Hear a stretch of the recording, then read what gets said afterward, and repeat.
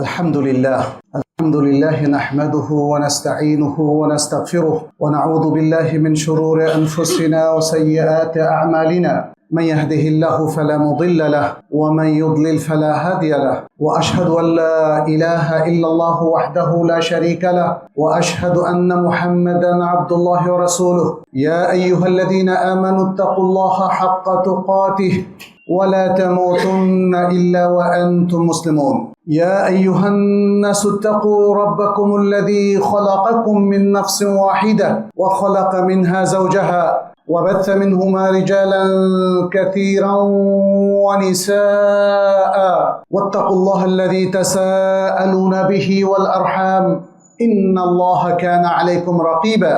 يا أيها الذين آمنوا اتقوا الله وقولوا قولا سديدا يصلح لكم أعمالكم ويغفر لكم ذنوبكم، ومن يطع الله ورسوله فقد فاز فوزا عظيما. أما بعد، فإن أصدق الحديث كتاب الله، وخير الهدي هدي محمد صلى الله عليه وسلم، وشر الأمور محدثاتها، وكل محدثة بدعة، وكل بدعة ضلالة، وكل ضلالة في النار. ثم أما بعد، أيها المسلمون، أوصيكم ونفسي بتقوى الله عز وجل، فإن التقوى وصية الله لنا ولجميع الأنبياء والمرسلين ولجميع المؤمنين. فاتقوا الله يا عباد الله، اتقوا الله في جميع شؤونكم، اتقوا الله في أنفسكم وأولادكم وأزواجكم وعشيرتكم.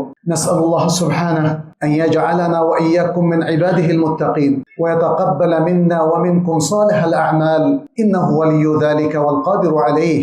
عباد الله, আল্লাহ সুবহানাহু ওয়া তাআলা আমাদেরকে অনেক নিয়ামত দিয়েছেন। ইলম দিয়েছেন, আকল বা বুদ্ধিমত্তা দিয়েছেন, জ্ঞান দিয়েছেন। একজন মানুষ আকল, বুদ্ধিমত্তা, জ্ঞান দিয়ে তার সকল পারফরমেন্সকে সুসম্পন্ন করতে পারে না। এর সাথে আরেকটা জিনিস লাগে, যেহেতু আল্লাহ সুবহানাহু ওয়া তাআলা এর পাশাপাশি আমাদেরকে আবেগও দিয়েছেন, সেই আবেগের সঠিক ব্যবহার নিশ্চিত করা, এটাকে আধুনিক মনোবিজ্ঞানের ভাষায় বলা হয় ইমোশনাল ইন্টেলিজেন্স। আবেগীয় বুদ্ধিমত্তা অথবা বুদ্ধিবৃত্তিক আবেগ, আবেগকে বুদ্ধিবৃত্তিক কাজে লাগানোটাই হচ্ছে এটা মূল কথা। আমাদের সমাজে যতগুলো অঘটন ঘটে তার অধিকাংশটাই হচ্ছে ইমোশনাল ইন্টেলিজেন্স না থাকার কারণে। মারামারি, কাটাকাটি, হানাহানি সবকিছু কিন্তু আবেগ থেকে উদ্ভূত। ঘৃণা, বিদ্বেষ বা পক্ষপাতিত্ব, অতিরিক্ত ভালোবাসার কারণে, এগুলো সবই আবেগের বহিঃপ্রকাশ। ফলে আবেগ যদি কেউ তার বুদ্ধি দিয়ে এবং জ্ঞান দিয়ে নিয়ন্ত্রণ করতে পারে, তাহলে তার সাফল্য নিশ্চিত। এটাই হচ্ছে সুন্নাতুল্লাহ ফিল আরদ। কত পরিবার ধ্বংস হয়ে যায় শুধু আবেগ সংবরণ না করার কারণে। স্বামীর মুখ দিয়ে তালাকের শব্দটা উচ্চারিত হয় রাগ এবং জেদ থেকে। স্বামী স্ত্রীর মধ্যে হাতাহাতি হয় আবেগ থেকে। আমাদের সমাজেও তাই। দুই প্রতিবেশী, দুই দল, দুই গ্রামবাসী, সব দেখেন খুব ছোট্ট জিনিস থেকে শুরু হয়। আবেগকে বুদ্ধিবৃত্তিক সংবরণ না করার কারণে শেষ পর্যন্ত সেটা খুনাখুনি পর্যন্ত হয়ে যায়। আমরা মানুষরাই তো ঠিক যেমন ব্যক্তিগত কাজগুলো সম্পন্ন করি, এই মানুষরাই দেখেন ব্যবসা বাণিজ্য করে, এই মানুষরাই সামাজিক সব কাজ করে, এবং এই মানুষরাই কিন্তু রাষ্ট্র চালায়। প্রত্যেকটা জায়গায় যদি জ্ঞানভিত্তিক বুদ্ধিকে আমরা এস্টাবলিশ করতে না পারি, তাহলে কোথাও সাফল্য নিশ্চিত হবে না। আমাদের বহু আলোচনায় এবং খুতবায় আমরা বলেছি, আল্লাহ সুবহানাহু ওয়া তাআলা আমাদেরকে দিয়েছেন ইলম, এবং সেই ইলমটা কিন্তু ওহীর মাধ্যমে, অভিজ্ঞতার মাধ্যমে অথবা বই পড়ার মাধ্যমে যে জ্ঞানটা আমরা অর্জন করি, সেটা মানুষের জন্য, মানবের জন্য যথেষ্ট নয়। যিনি আমাদের স্রষ্টা, খালেক, মালিক, রব, ইলাহ, তার পক্ষ থেকে দেয়া জ্ঞানটা আমাদের জীবনের ম্যানুয়াল হওয়া উচিত। আমাদের সর্বক্ষেত্রের বাইলজ বলি, গঠনতন্ত্র বলি, যাই যে ভাষায় বলেন না কেন, যদি সেটাকে খুব গুরুত্বের সাথে আমরা না নেই, তাহলে আমরা আল্লাহ কর্তৃক নির্ধারিত ইনস্ট্রাকশন, গাইডেন্স অনুযায়ী কখনো চলতে পারবো না। অতএব সেই জ্ঞানটা আমাদের প্রধান জ্ঞান, এটাকে মনে রেখেই আমাদের বুদ্ধিবৃত্তিকে সেভাবে সাজাতে হবে। আর এই মুসলিম জ্ঞানের আলোকে বুদ্ধিবৃত্তি দিয়ে যদি আমরা আবেগকে কন্ট্রোল করতে পারি, তাহলেই ইসলামের দৃষ্টিতে এই যে ইমোশনাল ইন্টেলিজেন্সের কথা বলছি, সেটা পরিপূর্ণভাবে আমরা রক্ষা করতে পারবো। আজকের মনোবিজ্ঞান কোরআন হাদিসের সবটাকে ধারণ করে নাই। ফলে আজকে বিজ্ঞানের এত যে সফলতা, এত যে উন্নতি, সেটা কিন্তু মানুষকে সঠিক পথ দেখাতে পারেনি। বিজ্ঞানের চরম অপব্যবহার আমরা দেখছি, এবং এটার সাথে জড়িত হচ্ছে আবেগ। রাষ্ট্রীয় অনাচার কিংবা বৈশ্বিক যুদ্ধ দেখেন, সেখানেও কিন্তু আবেগের স্থান। কারা যুদ্ধ লাগাচ্ছে? কেন যুদ্ধ লাগাচ্ছে? বুদ্ধির বৃত্তি কোথায়? মানবতার কি উন্নয়ন হচ্ছে এই যুদ্ধের মাধ্যমে, রক্তারক্তির মাধ্যমে? এটা কি বিশ্ব নেতৃত্ব খেয়াল করছে? করছে না, কারণ তারা আবেগপ্রবণ। তাদের হাতে পাওয়ার। স্বামীর হাতে পাওয়ার থাকলে যেমন তালাক দিয়ে সে ট্রিগার টিপে স্ত্রীর বিরুদ্ধে, ঠিক তেমনি অনেক শক্তির লোকেরাও তারা সাধারণ জনগণের কথা ভাবে না। পৃথিবীর মানুষ কত কষ্টে আছে এটাও তারা ভুলে যায়, কারণ তারা আবেগকে নিয়ন্ত্রণ করে। সব ক্ষেত্রে আপনি দেখবেন পৃথিবীর মানুষ যারা কল্যাণ চায়, তারা কি সত্যিই কল্যাণ চায়? কল্যাণ সবচেয়ে বেশি চেয়েছে তো ইসলাম। কল্যাণের সবচেয়ে চমৎকার প্রোগ্রাম দিয়েছে তো কোরআন এবং সুন্নাহ। মানুষের উপকারের জন্য এই যে কল্যাণের প্রোগ্রাম, এটাকে ইগনোর করে, উপেক্ষা করে আসলে কোনোদিন কোনো রাষ্ট্র, কোনো সমাজ, কোনো কমিউনিটি, কোনো ব্যক্তি, কোনো পরিবার কেউ আসলে সত্যিকারের উন্নয়ন এর দেখা পাবে না। যাই হোক, আমাদের মূল ফোকাসটা হচ্ছে কিভাবে আবেগকে আমরা নিয়ন্ত্রণ করব। এই ব্যাপারে আধুনিক মনোবিজ্ঞানের বাইরে কোরআন কিন্তু বহু শতাব্দীর পর শতাব্দী থেকে আমাদেরকে আলোকিত করছে। আমাদের দেশে যে মনোবিজ্ঞান পড়ানো হয়, সেখানে দেখেন কোরআন হাদিসের তেমন কোনো কথা নেই। ইসলামিক সাইকোলজি বলে কোনো সাবজেক্টও পড়ানো হয় না। আমাদের জেনারেল ইউনিভার্সিটিগুলোর কথা বলছি, যদিও কিছু কিছু ইসলামী বিশ্ববিদ্যালয় ইসলামিক সাইকোলজি নিয়ে পড়াশোনা করায়, এটা আরব দেশে, আমাদের বাংলাদেশে না। একজন মুসলমানের অবশ্য অধিকার আছে যে ইমোশনাল ইন্টেলিজেন্সের ক্ষেত্রে আল কোরআন আর সুন্নাহ আমাদেরকে কি শেখাচ্ছে, কি নির্দেশনা দিচ্ছে। আজকে সেটা নিয়ে আমরা সংক্ষেপে আপনাদের সামনে কিছু কথা তুলে ধরবো। ইমোশনাল ইন্টেলিজেন্সটা কি?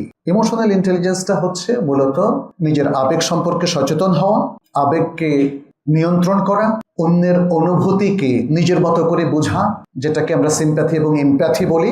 সিম্প্যাথিটা হচ্ছে সহানুভূতি, এমপ্যাথিটা হচ্ছে সহমর্মিতা। এমপ্যাথিটা বেশি গুরুত্বপূর্ণ। যে ব্যক্তির অনুভূতিগুলোকে বোঝার চেষ্টা করছে, তার জায়গায় নিজেকে স্থাপন করে তার বিষয়গুলোকে বোঝা।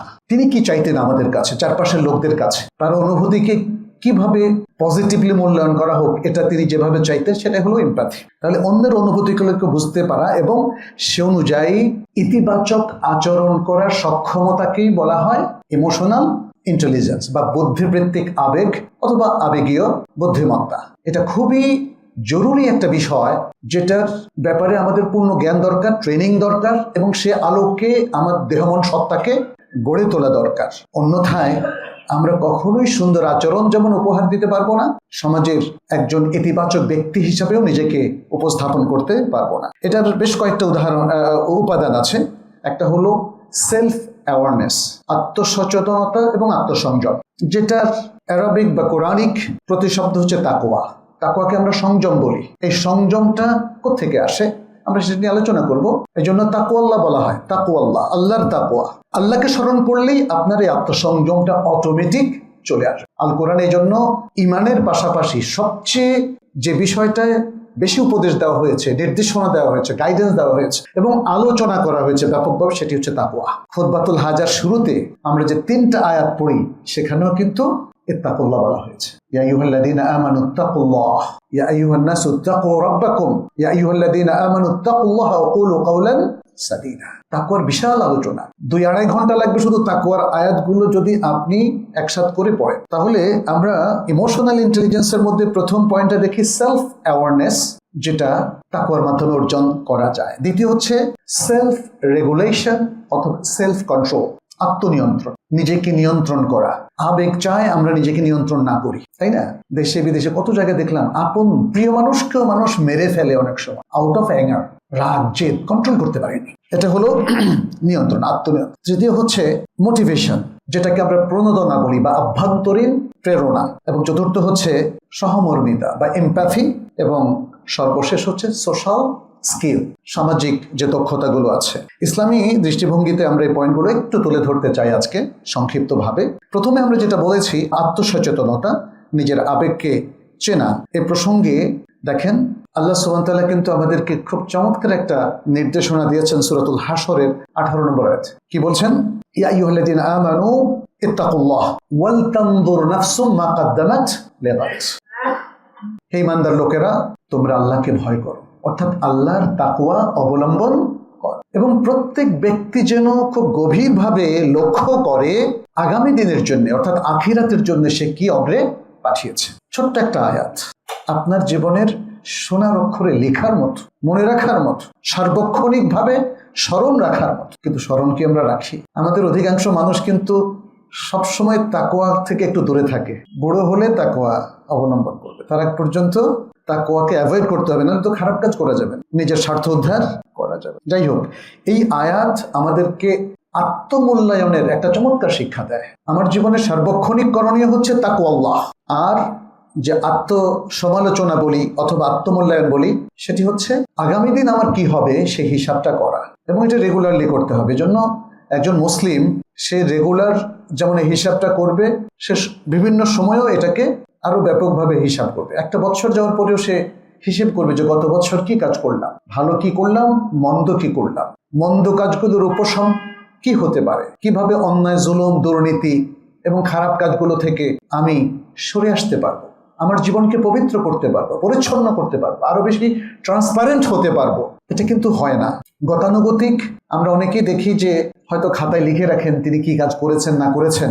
এটা দিয়ে কি সত্যিকার অর্থে আত্মমূল্যায়ন হয়? আমাকে খুব সিরিয়াসলি এই জিনিসটা বুঝতে হবে যে নবী সাল্লাল্লাহু আলাইহি ওয়াসাল্লাম কিভাবে আত্মমূল্যায়ন করেছেন, সাহাবায়ে কেরাম কিভাবে করেছেন। ওমর ইবনুল খাত্তাব রাদিয়াল্লাহু তাআলা আনহু তিনি তো বলেছেন, হাসিবু কাবলা আন তুহাসাবু, আল্লাহ তোমাদেরকে মুহাসাবা করার আগে তোমরা নিজেদের হিসাব নাও। এটা আত্মমূল্যায়ন, এবং আত্মমূল্যায়ন আজকের সমাজে অনেক বেশি প্রয়োজন। আপনি যদি সমাজ বিজ্ঞান বলেন বা মনোবিজ্ঞান বলেন, সেখানেও দেখবেন সেলফ অ্যাসেসমেন্টের খুব গুরুত্ব আছে। সেলফ অ্যাসেসমেন্টের খুব গুরুত্ব আছে। এটা প্রত্যেক ব্যক্তির ক্ষেত্রে, শিক্ষার্থী, শিক্ষক এবং সমাজের সবার জন্য খুবই গুরুত্বপূর্ণ। এই আত্মমূল্যায়নের মধ্য দিয়েই আমরা আমাদের ইন্টেলিজেন্স বা বুদ্ধিবৃত্তিকে সঠিকভাবে ব্যবহার করতে পারবো। আচ্ছা, এখানে একজন মুমিনের আত্মসচেতনতা যদি আমরা বলি যে আমি এখন কি অনুভব করছি, এর মধ্যে সীমাবদ্ধ থাকবে না, আমি থেকে চলে আসতে হবে আমরার মধ্যে। সমাজের আর সবাইকে নিজের সাথে সম্পৃক্ত করতে হবে, তাদেরকে আপন ভাবতে হবে। কেউ যদি আমির মধ্যে সীমাবদ্ধ থাকেন, তাহলে প্রবলেমটা হবে আজকের এই সমাজের যে প্রবলেম, সেটা এই আমিত্ব আমাদেরকে দুর্নীতিগ্রস্ত করে তুলছে। এই আমিত্ব আমাদেরকে এই শিক্ষা দিচ্ছে যে সব টাকা তোমার, জনগণের টাকাও তোমার। একটা প্রতিষ্ঠান প্রধান, সেও মনে করে এই প্রতিষ্ঠান এত কষ্ট করে দাঁড় করিয়েছি, এর প্রফিটটা সব আমার। প্রাতিষ্ঠানিক দুর্নীতি আছে না, বিভিন্ন অফিসের দুর্নীতি, বিভিন্ন জায়গার দুর্নীতি এখান থেকে এসছে। তিনি তার নিজেকে নিয়েই ভাবেন, তিনি উম্মা নিয়ে ভাবেন না, তিনি জনগণ নিয়ে ভাবেন না, তিনি প্রতিবেশী নিয়ে ভাবেন না। আমিত্বের মধ্যেই তিনি নিজেকে সীমাবদ্ধ রাখেন। অথচ ইমোশনাল ইন্টেলিজেন্স হচ্ছে না, আমিত্ব নয়, বরং আমার এই অনুভূতিকে কাজে লাগিয়ে আমি কিভাবে সবাইকে ধারণ করতে পারবো। আমি যদি আমিত্বের অনুভূতি ধারণ করি তাহলে এর পরিণতি কি, আর যদি আমরার অনুভূতি ধারণ করি তাহলে এর পরিণতি কি, দুটো মিশ হিসেব করে যেটা সঠিক সেখানেই যাবেন। এটাই তো ইন্টেলিজেন্স, এটা ইন্টেলিজেন্স। দ্বিতীয় যে বিষয়টা, সেটি হচ্ছে ক্রোধ নিয়ন্ত্রণ, রাগ নিয়ন্ত্রণ। রাগ নিয়ন্ত্রণের ব্যাপারে কোরআন হাদিস দুটোতেই প্রচুর আলোচনা আছে। আল্লাহ সুবহানাহু ওয়া তাআলা সূরা আল ইমরানের 134 নম্বর আয়াতে বলেছেন, ওয়াল কাযিমিনা আল গায়যা ওয়াল আফিনা আনিন নাস, যে যারা নিজেদের ক্রোধকে সংবরণ করে এবং মানুষকে ক্ষমা করে দেয়। আল্লাহু ইউহিব্বুল মুহসিনিন, আর আল্লাহ মুহসিনিন সৎকর্মশীলদেরকে ভালোবাসে। আল কাযিমিন আল গায়য, ক্রোধ সংবরণ করা, রাগ না করার জন্য বলা হয়নি। খেয়াল করেন, রাগ না করার জন্য বলা হয়। এই আয়াতে বলেছে ক্রোধ সংবরণ করো, তার মানে রাগ হবে, রাগ আসবে, but you need to control it. বাস, তাহলেই কিন্তু সমাধান হয়ে গেল। কারণ আমাদের এই যে ফিজিক্স এবং কেমিস্ট্রি, অর্থাৎ ফিজিক্যাল ইস্যুস এবং আমাদের শরীরের কেমিস্ট্রি কে তৈরি করেছেন? আল্লাহ। তো রাগ তো, আবেগ তো আমাদের মধ্যে দিয়ে দিয়েছেন, আল্লাহ দিয়েছেন, বাট তিনি বলেছেন, কিছু ইনস্ট্রাকশন দিয়েছেন যেন আমরা রাগকে দমন করি, রাগকে দমন করি। ক্রোধ সংবরণ করা, এটাই হচ্ছে এখানে ইন্টেলিজেন্স।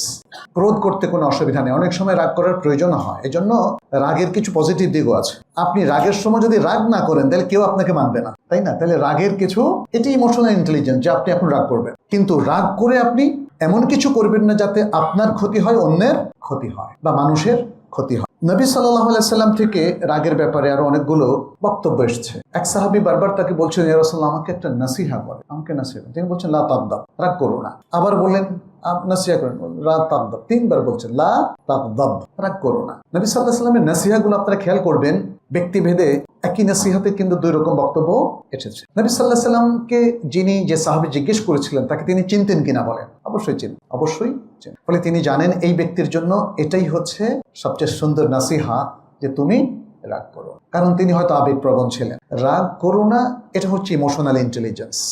আমার মধ্যে জেদের প্রবণতাটা প্রকট, তাহলে আমি রাগ করবো না। মাইন্ডসেট করে ফেলবো কি রাগ করব। আপনাদের যাদের মধ্যে রাগ করার বেশি প্রবণতা আছে, আপনি যদি মাইন্ডসেট করেন যে আপনি রাগ করবেন না, তাহলে দেখবেন যে রাগ কমে যাবে, রাগের সংখ্যা কমে যাবে। যেখানে 20 বার রাগ করতেন সেখানে 2 বার রাগ করবেন। এইভাবেই নবী সাল্লাল্লাহু আলাইহি সাল্লাম আরেকটি হাদিসে, যেটি বুখারী মুসলিমের হাদিস, আরেকটি হাদিসে বলেছেন, শক্তিশালী সেই ব্যক্তি নয় যে কুস্তিতে অন্যকে পরাজিত করে, ফেলে দিতে পারে। মানে প্রকৃত শক্তিশালী সে নয়, বরং প্রকৃত শক্তিশালী সেই ব্যক্তি যে রাগের সময় নিজেকে নিয়ন্ত্রণ করতে পারে। কারণ এটাই অধিকাংশ লোক পারে না। এটা পারে তখন যখন সে ইমোশনাল ইন্টেলিজেন্সের প্র্যাকটিস করে। কারণ আল্লাহ তো তাকে অ্যাট দ্য সেম টাইম দুটো জিনিসই দিয়েছেন, তার আবেগও আছে, বুদ্ধিও আছে, তাই না? প্রত্যেক ব্যক্তির মধ্যে আবেগও আছে, বুদ্ধিও আছে। যদি সে, যেহেতু আল্লাহ তাআলা তাকে আরেকটা অতিরিক্ত জিনিস দিয়েছেন যেটাকে আমরা বললাম ইলম, ইলম কিন্তু খুব পাওয়ারফুল। এটা আমাদের শরীরের সাথে সম্পৃক্ত কিছু না, কিন্তু আমাদের জানার জগতের সাথে।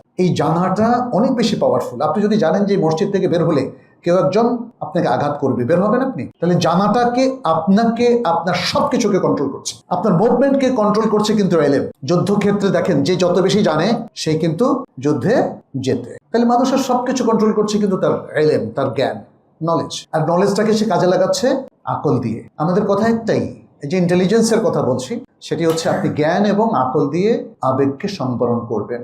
জ্ঞান এবং আকল যদি আবেগকে অ্যালাউ করে, তখন আর আবেগ প্রবণ হওয়া দোষণীয় নয়। যেমন আপনাদেরকে বলি, এখানে আল্লাহকে ভালোবাসা, এটা কিন্তু আবেগ। নবী সাল্লাল্লাহু আলাইহি সাল্লামকে ভালোবাসা, এটা আবেগ। কোরআনের তেলাওয়াত পড়ে চোখে পানি আসা, এটা আবেগ। সালাতের মধ্যে কান্না চলে আসা, জান্নাত জাহান্নামের আয়াতগুলো শুনে, এটা আবেগ। এটাকে সংবরণ করতে বলা হয়েছে না। আল্লাহ এবং রাসূলের ভালোবাসায় আপনার আবেগ সংবরণের কোনো প্রয়োজন নেই, বরং আবেগকে পরিপূর্ণভাবে কাজে লাগান। আপনার আবেগকে এমনভাবে তৈরি করেন যেন সে সবসময় আল্লাহ এবং রাসূলকে ভালোবাসে, রাসূলুল্লাহ সাল্লাল্লাহু আলাইহি ওয়াসাল্লাম, দিনকে ভালোবাসে, আল কোরআনকে ভালোবাসে, আর সুন্নাহকে ভালোবাসে, দিনদার লোকদেরকে ভালোবাসে। এই ভালোবাসাটা মামদুহ, নন্দিত। কিন্তু কিছু ভালোবাসা আছে, কিছু আবেগ আছে নিন্দিত। আমাদেরকে অবশ্যই পার্থক্য করতে হবে কোনটা নন্দিত বা মামদুহ, কোনটা নিন্দিত অথবা মাযমুম। আপনি যদি কোনো এমন সেলিব্রিটির প্রতি অনুরক্ত হয়ে পড়েন, ইসলাম থেকে যার দূরত্ব অনেক বেশি, যার আমল, আখলাক, বেশভূষা কোনোটা ইসলামের সাথে যায় না। আমাদের তরুণদের ক্ষেত্রে এটা হয়েছে। এখন এখানে কোনো ইমোশনাল ইন্টেলিজেন্স কাজ করে, আর আমরাও বাবা মা কিংবা শিক্ষকরা তাদেরকে এগুলো বোঝাই নাই। এই জায়গায় আমাদেরকে খেয়াল রাখতে হবে। রাগের মুহূর্তে আত্মনিয়ন্ত্রণের কথাও আমরা বলেছি, সহমর্মিতা, এমপ্যাথি। দেখেন, এমপ্যাথি নবী সাল্লাল্লাহু আলাইহি ওয়াসাল্লামের একটা বিখ্যাত হাদিস, বুখারী মুসলিমের হাদিস, এত চমৎকারভাবে উঠে এসেছে। আমরা এমপ্যাথি, এটা এখন মানে এই আলোচনাগুলো শুনি সব পাশ্চাত্য ধারার লোকদের কাছ থেকে। নবী সাল্লাল্লাহু আলাইহি ওয়াসাল্লামের বিখ্যাত হাদিসটা আপনাদের জানা আছে, লা ইউমিনু আহাদুকুম হাত্তা ইউহিব্বা লিআখিহি মা ইউহিব্বু লিনাফসিহি। তোমাদেরকে ততক্ষণ পর্যন্ত ইমানদার হবে না যতক্ষণ না সে তার ভাইয়ের জন্য সেটা পছন্দ করে যেটা সে নিজের জন্য পছন্দ করে। এটা এক্স্যাক্টলি, এটা এমপ্যাথি, সহমর্মিতা। আমরা কি তাই করি? এমপ্যাথি কিন্তু আমাদের মধ্যে একদমই নাই, এবং ভালো ভালো লোকদের মধ্যে নাই, খারাপ লোকদের কথা বাদই দিলাম। এমপ্যাথির চর্চা নবী সাল্লাল্লাহু আলাইহি ওয়াসাল্লাম প্রথম দিন থেকে করেছেন। তিনি যখন আনসারদেরকে নির্দেশ দিলেন মুহাজিরদের জন্য কিছু করার জন্য, তখন এমপ্যাথি দেখেন, সাহাবীরা তাদের সম্পদ ভাগাভাগি শুরু করে দিলেন, প্রিয় সম্পদ দিয়ে দিলেন মুহাজিরদের, প্রিয় স্ত্রী তালাক দেওয়া শুরু করলেন যাতে মুহাজিররা স্ত্রী পায়। এই নজির পৃথিবীতে আর কোথাও। অতএব এই দৃষ্টান্তগুলো আমাদের নিতে হবে কোরআন সুন্নাহ থেকে। আমাদের কোরআন সুন্নাহে কোনো দুর্ভিক্ষ নাই, ভরপুর চমৎকার সব দৃষ্টান্ত। নবী সাল্লাল্লাহু আলাইহি ওয়াসাল্লামের সব নির্দেশনা প্রচুর পরিমাণে এখানে আছে। শুধু আমাদের পড়ার সময় নাই, শোনার সময় নাই, জানার সময় নাই, আর সবচেয়ে যেই জিনিসের বেশি সময় নাই সেটা কি বলেন তো? আমল করার। অনেকেই জানছেন, শুনছেন, কয়জন আমল করছেন? এগুলোকে নিজের বাস্তব জীবনে, সমাজে, রাষ্ট্রে, প্রত্যেকটা জায়গায় এই সুন্দর সুকুমার বৃত্তিগুলো প্রতিষ্ঠিত করার সময় আমাদের না। কারো কারো মনে মনে ইচ্ছা আছে, কিন্তু সময় নাই। তাহলে এই হাদিস দেখেন আপনার মধ্যে একটা অনুভূতি ক্রিয়েট করেছে, যে অনুভূতিটা আপনার নিজের কল্যাণের জন্য হচ্ছে, সেটা যেন আপনার ভাইয়ের জন্য হয়। এটা চমৎকার একটা এডুকেশন আমাদের শিক্ষা প্রতিষ্ঠানগুলোতে নাই।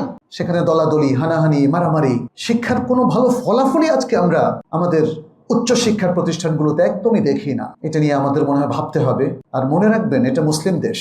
এখানে আপনি যতই পাশ্চাত্যকরণের চেষ্টা করেন, যতই আপনি অমুসলিমদের কৃষ্টি কালচার নিয়ে আসার চেষ্টা করেন, এই না এই দেশের উন্নতি হবে, না এই দেশের মানুষের উন্নতি হবে। এখানে মুসলিমদেরকে মনে রাখতে হবে তাদের নৈতিকতা, তাদের যত সুকুমার বৃত্তি, এগুলোর লেসন নিতে হবে তাদের কোরআন এবং সুন্নাতে। এর বাইরে অন্য রিসোর্সগুলোতে ভালো কিছু থাকতে পারে, তাতে আমাদের কোনো সমস্যা নাই, কিন্তু আমাদের ইসলামে যেগুলোকে ভালো বলেছে এর থেকে ভালো আর কোনো কিছু নেই। অতএব মুসলিমদের সমাজে তাদের শিক্ষা, তাদের কৃষ্টি, কালচার, তাদের ব্যবসা বাণিজ্য, তাদের ইন্টারাকশন, তাদের সামাজিকতা, সবকিছুর মধ্যে সম্পূর্ণ ইসলামের গাইডেন্সটা এখানে থাকতে হবে। এটাই আমাদের ইমোশনাল ইন্টেলিজেন্স বলে, এটাই আমাদের জন্য বুদ্ধির বৃত্তি, মুসলিমদের জন্য বুদ্ধির বৃত্তি। ইতিহাস সাক্ষী এবং ইতিহাসে প্রমাণ দিচ্ছে যে মুসলিমরা যদি কোরআন সুন্নাহ থেকে দূরে সরে যায়, তারা যতই জাগতিক উন্নয়নের প্রোগ্রাম হাতে নেক, কাহিনী শোনাক, কিন্তু তাদের প্রকৃত উন্নয়ন না দুনিয়া হবে আর আখিরাতে তো হবেই না। কারণ উন্নয়নের মূল চাবিকাঠি হচ্ছে কোরআন সুন্নাহর মধ্যে। সেটাকে যারা বর্জন করেছে তাদের উন্নয়নের কোনো সম্ভাবনার কোনো কারণ। ফলে আমাদের এই যে ব্যক্তি জীবনটা দেখেন না কতটা ব্যাহত হচ্ছে, মানুষের মধ্যে সুকুমার বৃত্তিগুলো আজকে হারিয়ে যাচ্ছে, মানুষের মধ্যে প্রেম ভালোবাসার কিচ্ছু নাই। বাবা মায়ের প্রতি দায়িত্ব পালন করে না সন্তানরা, সন্তানদেরকে ইসলামী তারবিয়াত দেয় না বাবা মারা, তাই না? প্রতিবেশী দায়িত্ব পালন করে না। আমরা সর্বত্র সামাজিকতার ক্ষেত্রে, প্রাতিষ্ঠানিক ক্ষেত্রে, ইভেন রাজনৈতিক ক্ষেত্রেও একই ধরনের দুর্দশা বারবার চিত্রিত হয়, বারবার মঞ্চস্থ হয়। কারণ একই ক্যারেক্টার সব জায়গায় সবাই অ্যাডপ্ট করেছে, অবলম্বন করেছে। মানুষ যখন একই স্বভাব রপ্ত করে তখন তার ফলাফলও কিন্তু একই হয়। এটা আল্লাহর সিস্টেম। সবাই কিন্তু চোখ দিয়ে দেখে, নাক দিয়ে কি কেউ দেখেন? জিহ্বা দিয়ে কথা বলেন, জিহ্বা ছাড়া কেউ কথা বলতে পারে? দাঁত দিয়ে খান, দাঁত ছাড়া? হ্যাঁ, পাইপ দিয়ে খাওয়ানো যায়, সেটা তো বিশেষ অবস্থা। সবার হার্ট একই কাজ করে, সবার কিডনি একই কাজ করে। আজকে সবাই মিলে যদি অন্যায় করেন তাহলে ন্যায়ের ফলাফল পাবেন না। আবার সবাই মিলে যদি ন্যায়ের পক্ষে থাকেন তাহলে অন্যায় করার যে খারাপ ফলাফল সেটা ইনশাল্লাহ আমাদেরকে আল্লাহ দেবেন না। অতএব যদি সমাজ রাষ্ট্র দুর্নীতিতে ছেয়ে যায় তাহলে এখানে কাঙ্ক্ষিত ফলাফল কখনো আসবে না। কাঙ্ক্ষিত ফলাফল আনার জন্য আমাদের সুকুমার বৃত্তিগুলোকেই কাজে লাগাতে হবে। রাসূল সাল্লাল্লাহু আলাইহি সাল্লামের কোমল আচরণ আর রিফক, হাদিসের ভাষায় এটাকে বলা হয় আর রিফক। রিফক দেখেন, অনেক সময় আমরা ভাবি যে আমাকে সব জায়গায় আমার ডমিনেশন বা শক্তি, আমার দাপট বজায় রাখার জন্য কি করতে হবে? অর্ডার করতে হবে এবং কঠিন ব্যবহার। আসলে কি সত্যি এটা? না, কোথাও কোথাও কঠিন হওয়া লাগতে পারে, এটি ইন্টেলিজেন্স ঠিক করে দেবে, তখন কঠিন হবেন, আর অন্যথায় কোমল ব্যবহার করবেন। কোমল ব্যবহার এমন কিছু আপনাকে প্রদান করবে যেটা কঠোরতা আপনাকে দিতে পারে না। এখানে দেখেন নবী সাল্লাল্লাহু আলাইহি সাল্লামের হাদিস রয়েছে, তিনি বলছেন আল্লাহ মানুষকে যা সুন্দর দিয়েছেন তার মধ্যে একটা হচ্ছে রিফক।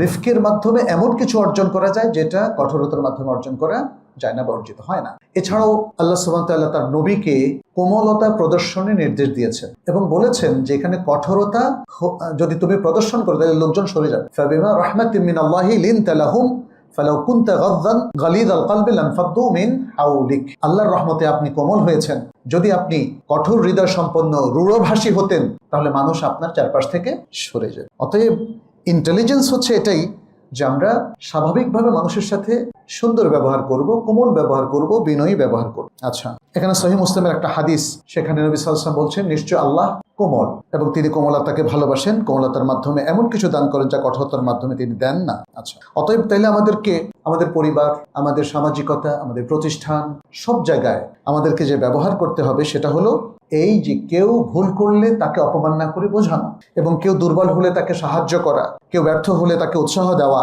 এভাবে সুন্দর বিনয়ী এবং ভদ্র ব্যবহার আমরা করতে পারি। এরপর হলো ক্ষমাশীলতা। এটা ইমোশনাল ইন্টেলিজেন্সের মধ্যে অন্যতম। ক্ষমাশীলতা যদি বোকামি হতো তাহলে নবী সাল্লাল্লাহু আলাইহি সাল্লাম মক্কা বিজয়ের দিন ক্ষমা করতেন না। পৃথিবী সবচেয়ে সুন্দর ক্ষমা দেখলো মক্কা বিজয়ের দিন 8ম হিজরি সালে। মুসলমানদের বিশাল শক্তি, 10,000-এরও বেশি সাহাবী নিয়ে নবী সাল্লাল্লাহু আলাইহি সাল্লাম মক্কায় প্রবেশ করলেন, কোনো প্রতিরোধী তারা করতে পারে। নবী সাল্লাল্লাহু আলাইহি সাল্লাম অল্প কয়েকজন 4-5 জন ছাড়া কাউকে শাস্তি দেন নাই এবং কোনো ম্যাসেকার হয় নাই, কোনো রক্তারক্তি হয় নাই। একটা ক্ষমার অমোঘ বাণী তিনি সবার উদ্দেশ্যে পেশ করেছিলেন।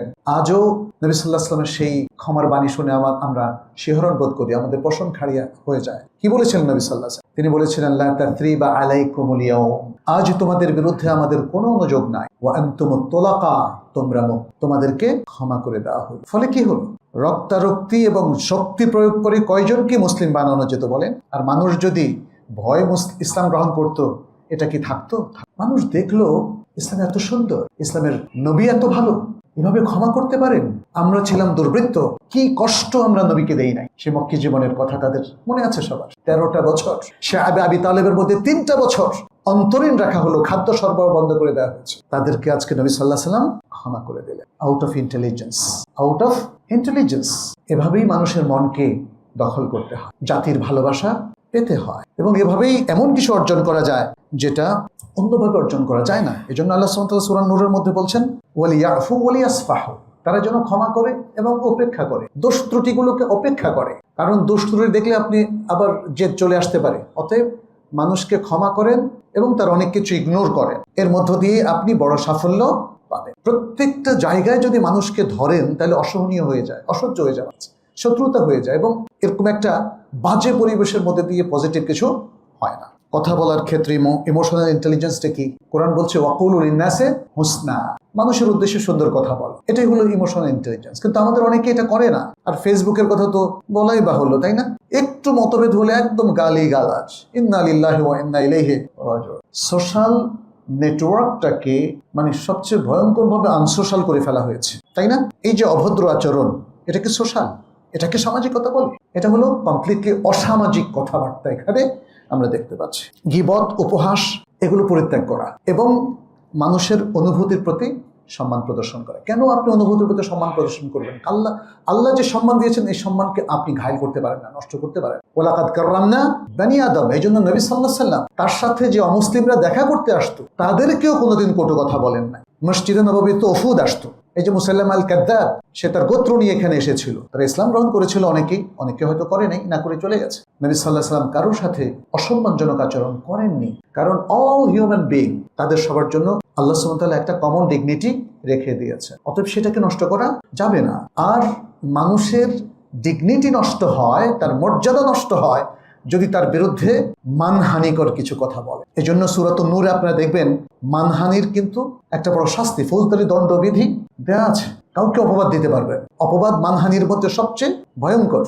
ইসলামে অপবাদ দেওয়া নিষেধ, এবং সবচেয়ে বেশি নিষেধ হচ্ছে কোনো সতী সাধ্বী নারীকে অপবাদ দেওয়া। আমাদের বোনদের লক্ষ্য করা উচিত, এই যে বিভিন্ন সময়ে নারীদের অধিকারের প্রতি ইসলাম যতটা সোচ্চার, আর কেউ কিন্তু এতটা সোচ্চার নয়। এখানেও দেখেন সৎ নারী আছে, সৎ পুরুষ নাই। তাহলে ইসলাম সবচেয়ে ভয়াবহ শাস্তির কথা বলেছে কি?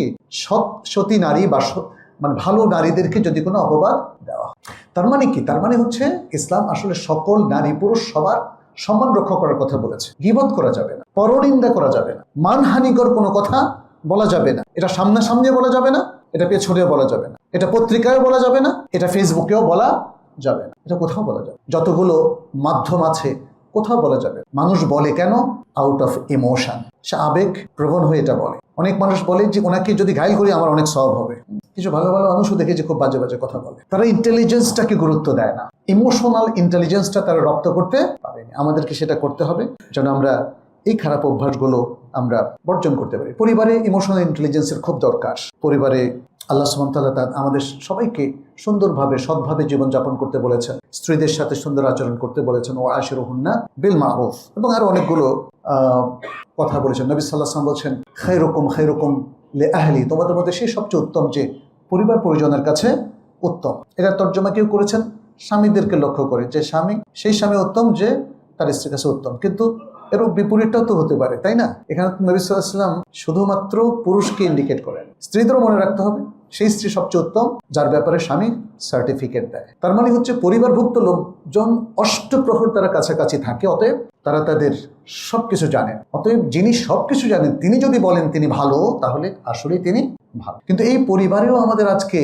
অনেক খারাপ কিছু সংঘটিত হতে দেখা যায়। স্বামী স্ত্রীর মধ্যে ঝগড়াঝাটি, তালাক, তারপরে আরো অনেক বিভেদ, বিচ্ছেদ কিংবা ভুল বোঝাবুঝি। এই সব কিছুর ক্ষেত্রে আমাদেরকে মনে রাখতে হবে আমাদের পরিবার আমাদের সবচেয়ে কাছের মানুষ।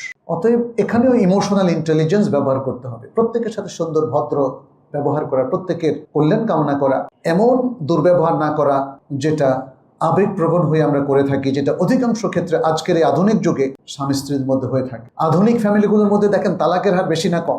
অনেক বেশি, এবং এই আধুনিক সমাজে আরো বেশি হয়ে যাচ্ছে। এবং আমাদের এই মুসলিম সমাজে অনেকে এখন ভাবা শুরু করছে যে ইউরোপ আমেরিকাতে যেহেতু পরিবার প্রথা এখন আর নাই, কি আছে? Live together culture. বলছে তাইলে আর বিবাহ হলে যদি তালাকই হয় তাহলে বিবাহ দরকার। দেখেন সেদিকে চলে যাচ্ছে অনেক। কিন্তু আমরা তো আমাদের আসলের উপর নাই, আসলের দিকে ফিরে আসে। ইমোশনাল ইন্টেলিজেন্সকে ব্যবহার করে। পরিবারের চাইতে বড় নেয়ামত মানুষের জীবনে আর নেই। ছোট্ট শিশু তার বাবার অপত্য স্নেহ পাচ্ছে, মায়ের মমতা পাচ্ছে। আর যদি পরিবার ভেঙে যায়, কোথায় পাবে? ভাই বোনের যে ভালোবাসাটা, বন্ধন, রক্তের যে সদ্য সম্পর্ক, এটা আজকে পাশ্চাত্য সমাজে নাই। সেই সমাজকে আপনারা আপনাদের রোল মডেল বানাবেন না। আমাদের রোল মডেল হচ্ছে আমাদের নবী সাল্লাল্লাহু আলাইহি ওয়াসাল্লাম, তার সাহাবায়ে কেরাম। আমাদের ইসলামী সমাজ আমাদের জন্য রোল মডেল। অতএব ইন্টেলিজেন্সটাকে কোরআন সুন্নাহর আলোকে একটু সাজিয়ে নেন, আর সে আলোকে আবেগকে আপনার এই সুন্দর ইন্টেলিজেন্সের আলোকে নিয়ন্ত্রণ করেন, জীবন সুন্দর হবে। প্রিয় উপস্থিতি, আসুন আমরা কোরআন সুন্নাহর আলোকে নিজের জীবনটাকে একটু সাজিয়ে নেই। আজকে যত আধুনিক জ্ঞান বিজ্ঞান যাই বলেন না কেন, আধুনিক মনোবিজ্ঞান, সমাজবিজ্ঞান আমাদের অনেককে যে ধারণাগুলো দিয়েছে, এই ধারণাগুলোর মধ্যে অপূর্ণতা আছে, পূর্ণতা আছে কোরআন এবং সুন্নাহর মধ্যে। অতএব আমরা যেন এই আধুনিক বিজ্ঞানের এই বিষয়গুলো আমরা যেন আমাদের কোরআন সুন্নাহর আলোকে বাস্তবায়ন। আল্লাহ আমাদের সবাইকে তৌফিক দান করুন।